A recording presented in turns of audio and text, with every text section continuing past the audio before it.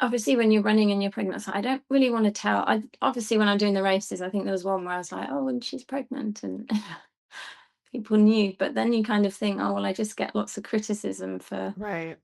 for doing this. You just, if it hasn't been done before, then Right. maybe you're doing something wrong. But Right. then I think, isn't that what they said about a woman running a marathon in the first place? You're listening to the Active Mom Podcast with host Dr. Carrie Pagliano. I'm a mom, physical therapist, and your go-to guide for staying active with pelvic health issues in pregnancy, postpartum, perimenopause, and beyond. Whether you're a fellow mom, physical therapist, or women's health professional, join me where I'll share expert insights, real-life stories, and the latest research to help you approach running, CrossFit, yoga, Pilates, HIIT, or whatever activity you love with confidence and evidence-informed guidance. Let's start the show. All right. Our next podcast guest is hiding in the closet because she just put her kids to bed. It's the life of a mom who's also an ultra runner and also is participating in research. So I'd like to welcome our next guest, Sophie Carter, to the show. I found her in the middle of a Facebook group for runners, and she mentioned I was a part of this research that I had already read. So I reached out and she graciously agreed to come on the podcast. So Sophie, welcome to the Active Mom Podcast. Hello. Thank you for inviting me onto your podcast. Thanks for being here. Tell us a little bit about who you are, how many kids, and how you ended up being on a research paper.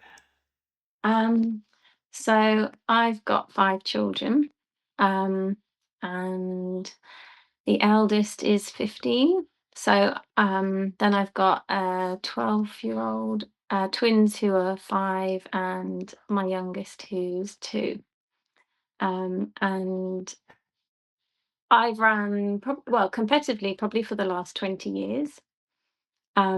Starting with, well, I started with a marathon. That was kind of like always what I wanted to do. I wanted to run a marathon. And then went after, and I thought, oh, people die during marathons, so I might die doing this marathon. It's something I wanted to do, but I was like, I might die doing it. So I thought I'll just run it. I have to post a picture, but I did my first marathon running in a jumper. And like 20 years ago, they didn't have the Garmins. I had Right. no idea what I was doing. I don't know what trainers I wore. I don't know what like Yeah. drinks I drank, nothing. It was just like I'd run for an hour and a half and write it down. I ran for an hour and a half today. And yeah, so I did that in 3 hours 27. And then everyone was like, oh, that's a really good time. And I was like, is it? And I thought, oh, Yeah. I'll join a running club. And then I kind of thought, I'll join a running club, but everyone's going to be really faster than me and I won't like fit in. And then I joined a running club and I thought, oh, it's not like as intimidating as I thought it would be. And I actually fit in quite well. And kind of from there, I just got the bug and enjoyed it and went from strength to strength. And yeah, then I was pregnant with my first child and I ran with her. And I think because it was my first pregnancy and I hadn't long started running, I wasn't sure what to do. I think back then it was like Paula Radcliffe had just had a baby. So she was Right. like my inspiration at the time then of like, well, she's run my pregnancy and she's had advice from doctors. I was like, well, if she can do it, then I can do it and just listen to my body. And I think I ran up to like 2 months before she was born because things started hurting. And I thought, oh, I'll just do swimming instead. So I was Hmm. active. And then in my second pregnancy, I think off the confidence of having the first one, you know your body a bit more, your body knows what's Yeah. doing. I'd run a lot in my second pregnancy, and then also the stress of having like one child already and then pregnant and then personal stuff. My mum had been diagnosed with cancer then Mm. as well. So the kind of like I didn't want to give up my running, Right. and that's a way of relaxing me and also, making me feel like me. But I didn't do any races then. Hmm. I kind of thought there's no point because for me, racing, I wanted to get like a PB, I wanted to get like a best time and stuff. So it wasn't Yeah. about I'll just go round. Yeah. Um, so yeah, and then I had him, and then after his birth, I was like, I remember just wanting to get back running as soon as possible, running fast Hmm. again.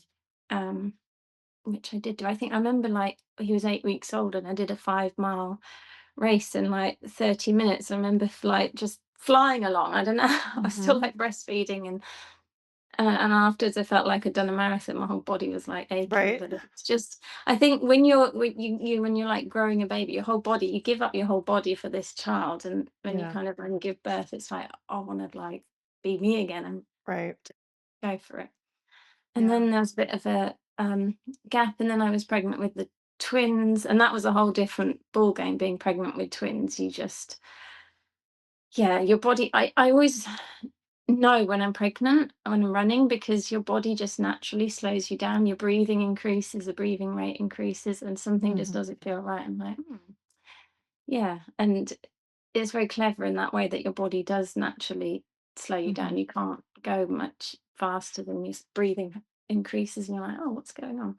So that was a lot more with the twins, because I think your body's then working harder Yeah. with the twins. So I slowed down a lot quicker. Plus, you've got the double Right. race of like two placentas, two amniotic fluids, two babies, and Right. so yeah, I was a lot bigger a lot earlier on, but I still ran throughout the whole twin pregnancy up until 36 weeks. And then Mhm. I felt like I was just like waddling. I just thought this doesn't feel like running. Um, and yeah, and then they were born at 37 weeks. And that was during COVID as well. That was during the Mm. COVID period. So again, kind of running was like a thing where you could get out and do something rather than Right. being stuck indoors. Um, and then the birth was quite traumatic with the twins. Mhm. Um, I had an emergency C-section, Mhm. because twin one was delivered fine, but twin two, um, her cord came out Mhm. before she did. So yeah, the doctors like rushed me in for an emergency C-section, and that was all quite traumatic. And I didn't think then, oh, I'd have another child, but then number five came along when they were like 2 years later. Yeah, Mhm. 2022. Um, And I think then after having twins, then going back to a single pregnancy, it felt like, oh, this is like a breeze. This is so much easier than Easier. having two in there. You just had more energy, and Yeah. having the confidence of having knowing your body so well with being pregnant, Yeah. and also having the trauma of like the previous birth. There was part of me that was a bit anxious about, oh, how's this birth going to go? So again, the Right. running is kind of like something that eases you mentally. Is kind of like your like a break mentally, I Yeah. guess. It gives you that outlet. That's the word, an outlet. Yeah. um, and they were, I was sort of have to kind of backtrack. So I took up ultra running in 2016, which is when my mum died of cancer. Mhm. And it was kind of like, what do I want to do that makes me kind of have this release from that grief? And that's where I thought, well, I really just enjoy running. So I thought, rather than like go on a spa day, I'd go out running for the day. So that's when I thought, I'll take up ultra running and just run Yeah. for the day. So I did a 100K race, but I actually got lost just after 90K. So I never actually finished that race. Oh, no. But I just enjoyed it so much, so I thought I'll have to, because I probably, because I didn't finish it, I was like, well, I've got to do Mm. another one. Mhm. Um, so yeah, then I did a 31-mile race the day after my mum died. I'd already signed up to it.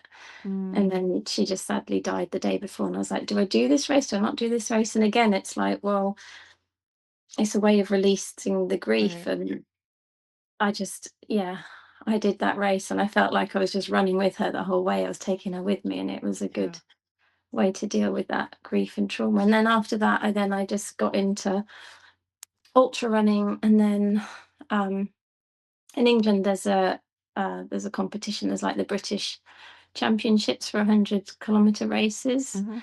and I did a 50K race, I think, the following January 2017, and then I qualified for the British Championships to run for England in a 100-kilometer race, and then I finished second in that race. That's amazing. And then I think, yeah, I ran the same race again in 2018. Um, and then I ran it in 2019, but then I was injured, and then they had the pregnancy. So Mhm. I'm quite confident with running 100 kilometers. Yeah. And I was actually training for the 100-kilometer race again when I found out I was pregnant with Teddy, my youngest. Uh-huh. And I kind of thought I was I just found out I was pregnant like a few days before the race, and I thought, do I do this race or do I not do this race? And I was like, well, I've already been training Right. this far, not knowing I was pregnant, and I thought, well, Right. I'll start it, and if anything doesn't feel right, then I'll just Yeah. stop. There's no pressure to keep going.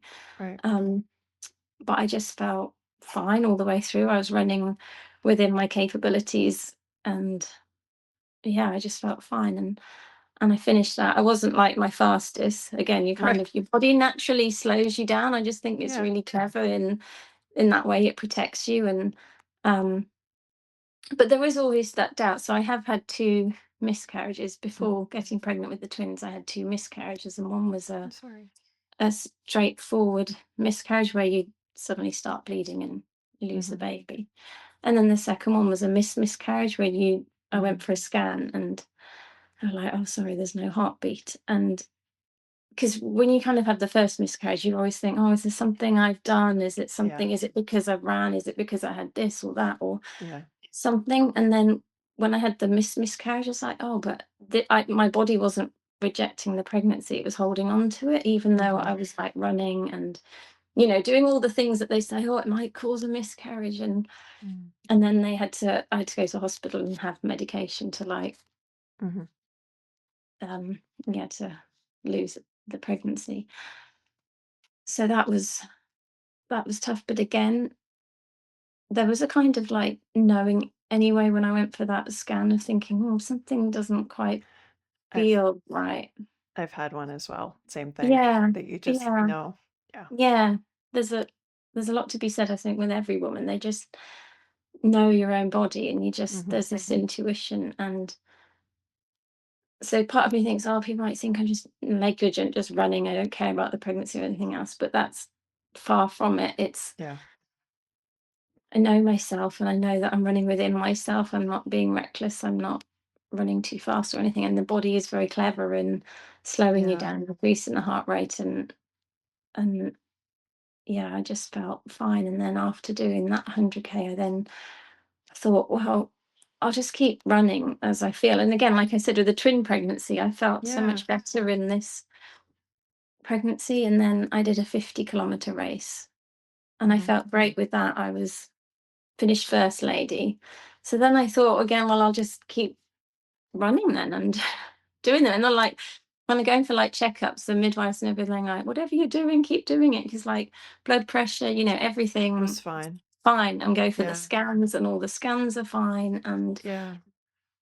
I wasn't doing anything, I wasn't feeling ill or anything. So Mhm.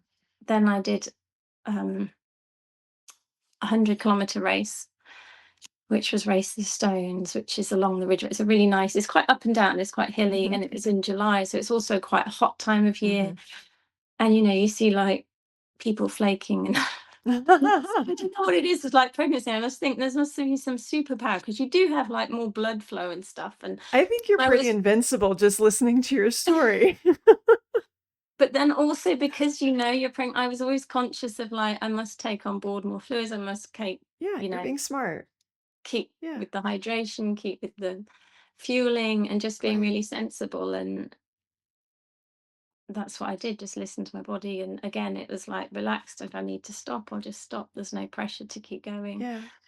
And then I finished that second lady, I was like 10 hours or something. So it wasn't like I wasn't just walking, and I was continually running and Yeah.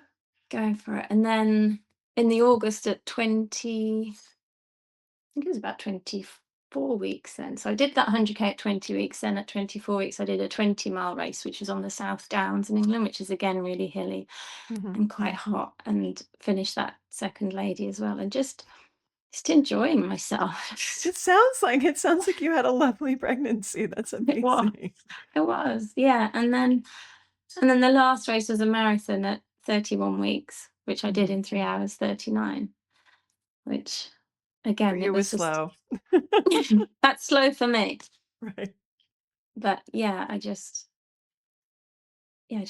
um That's amazing. At what point enjoyed it. And did you he was Yeah. born at um it was the 13th of November, and one day before 37 weeks, so it was 36 plus 6. He was born.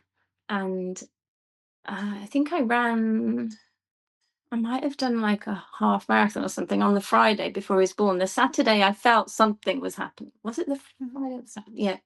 Might have been the Saturday did the last run, then Sunday. Was he? But no, he was born on the Sunday. So yeah, it was the Friday and then the Yeah. Saturday. I felt, I'm getting a lot more contractions and can't really run. And then he was born.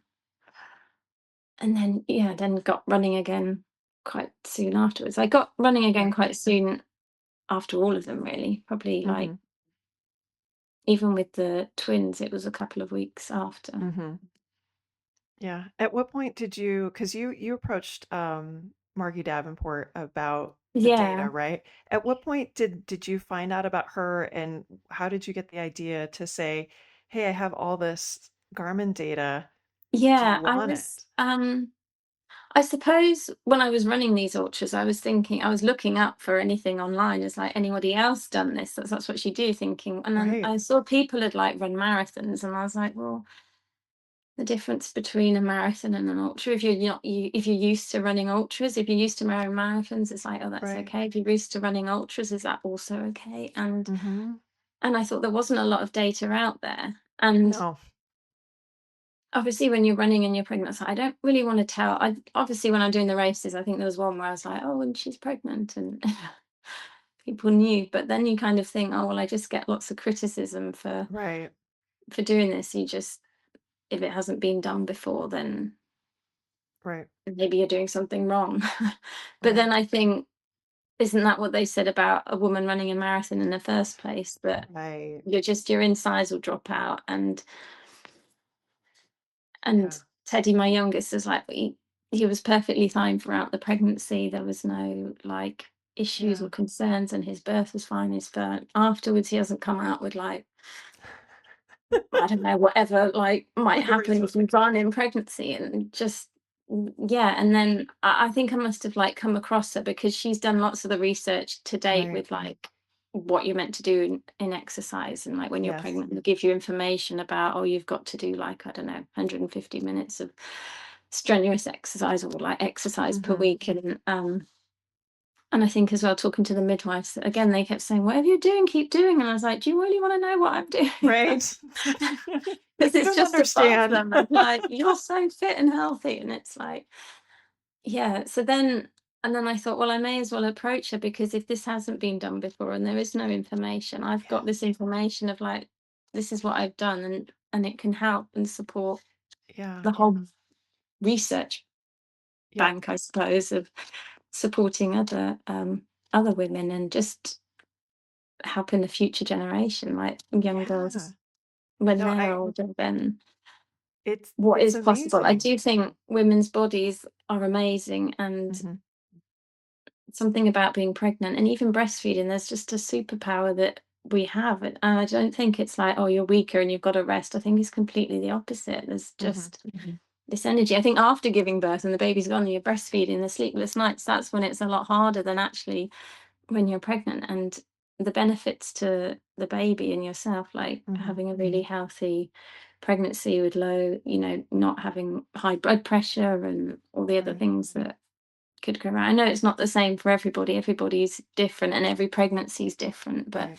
Right. and not everybody wants to do ultra running, but if your thing is like running 5K, then there's no reason necessarily to stop that, or if you want to Yeah. run marathons. And it's just having that research and information that will Right. help build advice in the Yeah. future. I think that just knowing that is helpful. Yeah, I was actually talking earlier today to Leah Yingling. She just had she's an ultra runner herself, and she just had her son over the summer, and we were talking about, inspiration in the space, and she was saying the same thing. She's like, there's not a lot of information out there, but there's more and more moms that are doing ultras and, raising kids and things like that. And she said how lucky she was to have her son in this time where there's a lot of role models. And I think back to you having a 15-year-old. So my oldest is almost 15, and then I have a 12-year-old as well. I can't imagine having three more. So I bow down to you. I couldn't do it. But just, I mean, I think about even moms running in pregnancy and postpartum 15 years ago.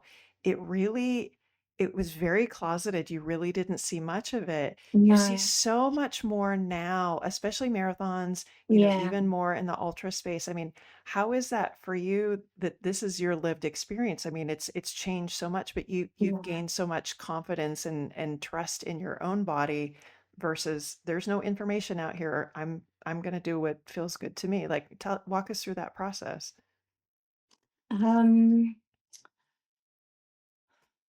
I think maybe it's a part of my personality as well of like I don't like to be told what to do. I kind of like know my own body. Like, Yep.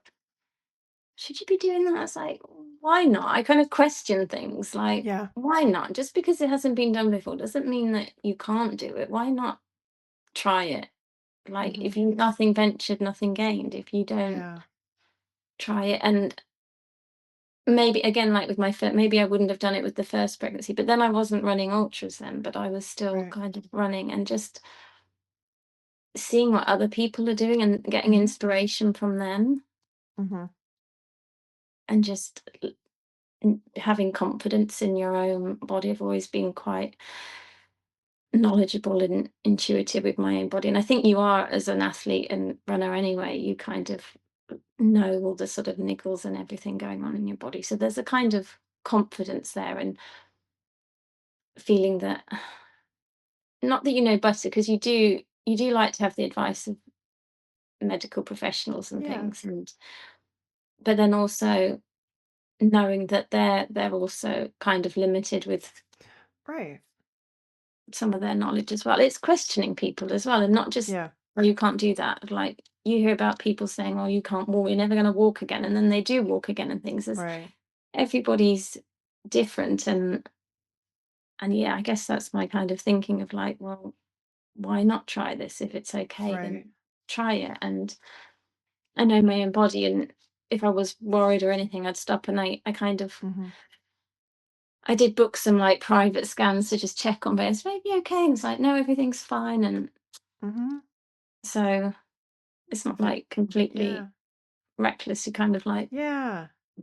anxious, but not overly anxious of Right. like, "Oh, this is going to harm baby if I go for a Right. run now."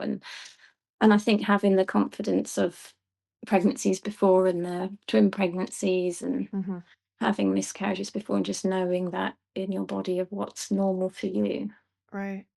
What did what did your training look like most of the time? And then has it evolved as well? Are you just running? Are you doing more strength training? Kind of what has that looked like with kind of each pregnancy? Um, I've always done a lot of strength training because I actually did my personal trainer diploma when I was pregnant with my eldest. Again, it was like, you can't do this course if you're pregnant. And I was like, well, I'm pregnant and I'm doing the You're course. just a rule breaker. I love it. I love I it. say that, but I am also a qualified lawyer. So, So you know which rules to break and which ones not yeah. to break. I like that. So, yeah, not completely a rule breaker, but I kind of know, how to like test Hmm. the limits of possibility of like, let's just try this. So yeah, it was like, well, I know my body. Again, I was doing the PT course when I was pregnant, and they're like, women can't do this. So I was like, I guess I'm like, women are much stronger than you give them Yeah. credit for. Not, yeah. I just thought, well, yeah, I'll try it, and if you like feel sick or anything, then I'll just stop. Right. So Right. I don't know where we got to, what we're talking about. Strength training. Oh yeah, Strength strength training. training. So yeah, I was doing the personal training course. So I was doing strength training then. Mhm. Um, and they're just like, oh, don't lift weights over your head if you're pregnant and stuff. And then I did a postnatal course after Mhm. doing that. So then there's kind of the knowledge of having done a course in it and understanding how the body Mhm. works. And so I always, and I did like classes for people. People were like Mhm. laughing doing burpees at like 36 weeks. That's for like even with my second child. So I've always done the strength training and everything alongside the running That's in fantastic. pregnancy, even like 12 years ago and things. Yeah. No, that's great to hear because And continued with the twins and continued yeah. like until now. So yeah, and I always find that's really good for Mhm. the longevity, preventing injuries and Yes. healing Yeah. postnatally and helping with like back issues if you've got a big like bump in front, especially with the twins. That was Right. a lot heavier carrying all out in front. Yeah. No, that's definitely been a big shift, and I don't know if you saw, Margie's group, recently they had Yeah, yeah, a paper come out, resistance training, and you can be on your back, and, yeah, yeah, the fetus is fine and mom is fine, and yeah, it's yeah, that's gotta feel good to yeah, know that, now that, they're coming out and being able to show evidence of what you yeah, suspected as you were kind yeah, of navigating this yeah, yourself. yeah. Um, I know there's a lot of people who might have. Well, I do know someone who had a stillbirth, and she thought, oh, it's because I did strength training or because I did this, and then you beat yourself up about it, and yeah. maybe having that evidence afterwards, going, oh, actually no, and you kind of like exonerate yourself and think, no, it wasn't Right. because I was lying on my back, it wasn't because I was lifting weights, and Mhm. I kind of think like, oh no, you can't lift heavy weights. It's like, but I've already got other children I'm having to lift Right, like you're a lifting cube. anyway. Yeah, so that's kind of like my thinking, like, are you expecting me to not lift my child then when they want lifting? They're like, "Mommy, lift me up." And Right. you're not gonna say no, are you? You're gonna lift them up. No. And I think thousands of years ago, they must have been lifting children and doing all sorts of things in Yeah. pregnancy that it's just not written about. And Yeah. No, I love hearing stories. I've talked to so many women lately that, you know, eh, they kind of just said, okay, there's no evidence here, but I feel good. I'm going to keep moving. And they're amazing athletes and fantastic genetics, and they've had a really great yeah, experience. Um, and I mean, it must have felt hard to be like, okay, I'm doing what I'm supposed to do, but there's going to be people that are going to look at me and think that I'm doing something wrong, but I know that I'm not. yeah. I mean, 15 years into being a mom, what advice would you have given your first time mom self, knowing everything that you know now? Yeah. I think, yeah, you learn a lot as you evolve. And even my daughter says, "Oh, with the first one, you make all your mistakes." And Oh, she says that. Oh dear. but no, I think you become a bit more relaxed, especially Yeah. like with your first one, you think, "Oh no, you got to have this," and like everything's Yeah. got to be sterilized, and you got to have, Yep. and just trying to like your house was like before children of like having all your books all in order and stuff, and then they'd have and like chuck them all out, and now it's just like, oh, it doesn't matter as long as they're like on a shelf or something, that's fine, they don't need to be in alphabetical order anymore. So you Yeah. become a lot more relaxed. And like my Yeah. youngest came cycling into the house with a bike, and everyone's like, you never let us do that. You're like, well, I'm tired now, so good luck. Oh, that's amazing. No, yeah. It just, There's again, a confidence, I suppose. There's a confidence and yes, a more relaxed, and you kind yes, of, and also having seen the older one grow up, you then realize how quickly it all goes, and you kind of yeah. savor every moment, Yeah, how does every that feel moment. now where you're navigating a 2-year-old, which is tough enough as it is, and then a teenager, which they're kind of the same thing, right? Like, Yeah. talk to me about that. And yeah. I don't know which is easier or harder. Yeah, definitely. We're not giving Yeah. hope to any of those people that are listening with small children right now. No. No, they're lovely because they come like a friend, but then sometimes they're not like a friend. They're like, slam a door in the face and say you're annoying, and you're just like, okay. They know everything as well. Like they're a better parent than I am. Why aren't you doing Mhm. this with them? Why aren't you telling them this? It's like, okay, if you know it all. Yes. Yes. No, I very much relate to what you're saying. Fortunately, that's just one child for me right now, and she does come back and apologize later, but Yeah, yeah, yeah. She will sometimes. Sorry, I did that. now have any of your older kids started to get into running it and want to be like mom, or are they just kind of turning away from it right now? My eldest plays football, and Okay. I think she is good at running. And they have done like cross country, and she enjoys it. And I think she'd be good. But I don't push any of them. I don't push them. But I know that there's definitely something there that if she wants to. And I think when It's you're like there. a teenage girl, there's a confidence issue as well, or Hmm. you don't want to go out running on your own, or if your friends are not going with Right. you, and you don't want people to see you, and there's all that kind of stuff. And Right. I'm like, okay. and I won't push her, and then she doesn't want to run with me, and so, Mm. but Yeah. yeah, and again, I don't think you need to push too soon. Though some people who, like even me, start later in life, and Yep. you can still do well. And sometimes if you push too young, then they don't want to do it when they're older. So I think everyone in their right time, Yeah. and not pushing them, and they'll find their way, what they want to do. Yeah. No, I Because think so too. my mum was a ballet dancer, and I used to hate Mm. everyone going, "Are you going to be a ballet dancer like your mum?" And that just used to really annoy me. So I'm like, "No, I'm not. I'm doing gymnastics or something." Like, no, I'm gonna run 100 miles. Yeah, yeah, exactly. So yeah, and I wouldn't want, yeah, I wouldn't No, force anything on my kids. They can do what they want to do as long as they're happy. yeah. No, I've been able my daughter will do a they have here in the States what we call a turkey trot. So on Thanksgiving morning, we'll do like a short run before, everybody gets Yeah, up. And so she'll come do that with me and we walk run. It's very casual. yeah, But yeah, it's something that she enjoys and it's a good annual yeah, memory. So whenever yeah, she wants to do more, I will be patiently waiting. yeah. I know. All right. I want to be super respectful of your time because I know you've got things to do. At the end of every episode, we ask a couple of questions.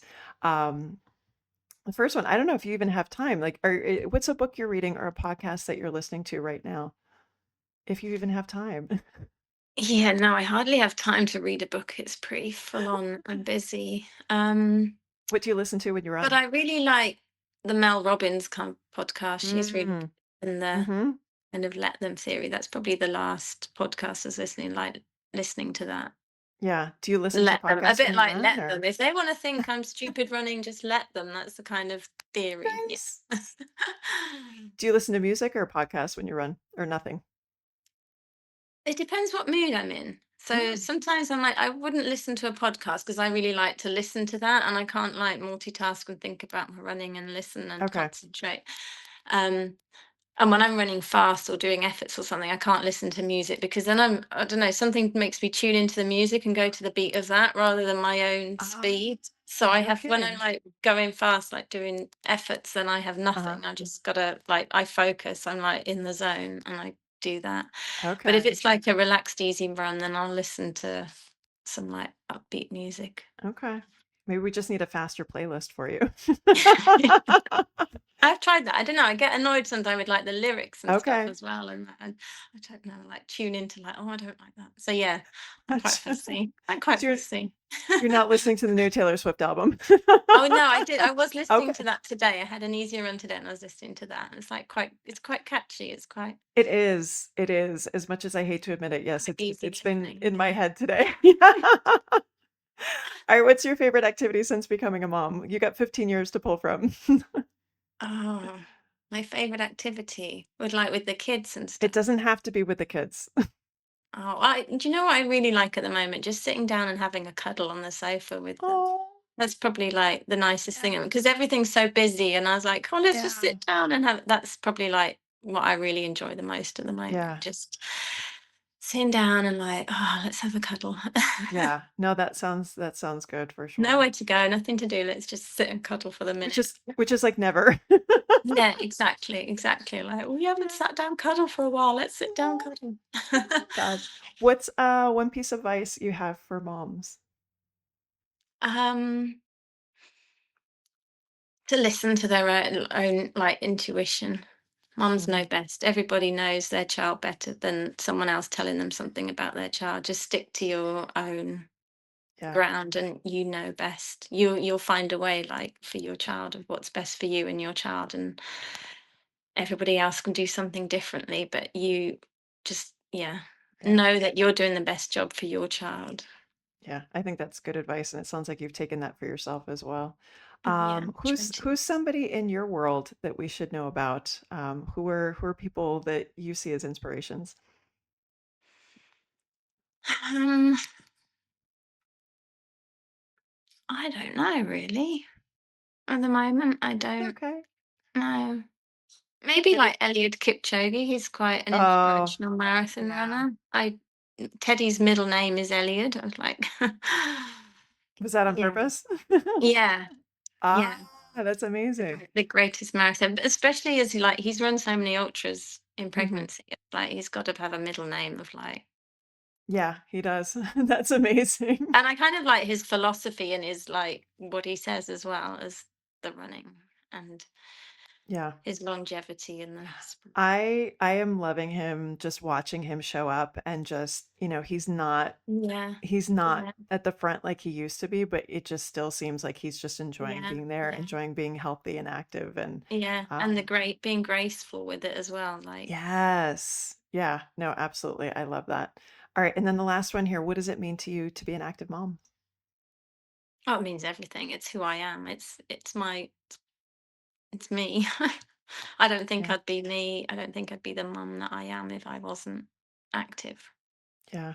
Well, we're so glad that you reached out to Margie and said, "Here, have my data," because we have to start somewhere. Yeah, And there's such a great lab anyway. Margie's fantastic, and hopefully, just your story of sharing your information and starting that pile of research there. Hopefully, that'll inspire other moms to yeah, start to do yeah, the same, and we can get more data and just to give people more advice yeah, and more confidence so you don't have to DIY the approach. yeah, exactly. And Yeah, it's exciting to see where it'll go in like years to come and yeah, what pregnant women will be definitely. doing. I know. Tell us real quick about so I've got your Instagram here, Sophie Runner and Project Run SC. Tell us what Project Run SC is. Oh, that's my coaching business. So I coach people online, virtual running coaching, and yeah, like postnatal women or anyone really who wants to either start running or improve their running. And yeah, it's quite exciting. I've actually got someone going to do Chicago Marathon this weekend, so Ah, I'm quite fantastic. excited to see how they go. And Yeah. yeah, It's I no, get it's a lot of excitement, like seeing they're like my children, like, oh, I can't see how you're gonna yes. do. Yes, one of my first mom friends, our boys are a week apart, and we met when the boys were like, 5 months old or something like that. She's doing Chicago this week, and she just texted me, and we're like, it's so fun to have those moms that you've been through the whole journey with, and just Yeah, watch them continue to do amazing things. And now that we're all diving into perimenopause and menopause, we've got a whole new life in front of us too. So. Well, thank you so much, yeah. Sophie. I appreciate your time and jumping in the closet and chatting with me today. And Thank you. congrats on all your hard work. And thanks again for sharing all that with us. Thank you. Thank you very much.